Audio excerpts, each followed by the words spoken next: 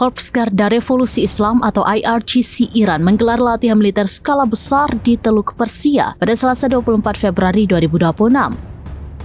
Latihan ini berlangsung di tengah potensi serangan dari Amerika Serikat. Berbagai unit Angkatan Darat IRGC ikut serta dalam latihan gabungan 1404 tersebut. Berdasarkan laporan media setempat, latihan bertujuan untuk meningkatkan kesiapan tempur dalam menghadapi ancaman. Komandan Pasukan Darat IRGC Muhammad Karami mengungkap sederet senjata yang dilibatkan, mulai dari drone, kapal, kendaraan amfibi, rudal darat ke laut dan roket, serta artileri. Meski yang berlatih adalah pasukan Angkatan Darat, lokasinya dipilih di pantai selatan.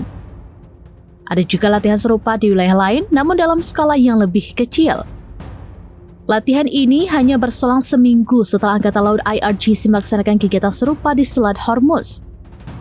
Rangkaian aktivitas militer ini berlangsung menyusul pengerahan armada tempur Amerika Serikat ke Timur Tengah.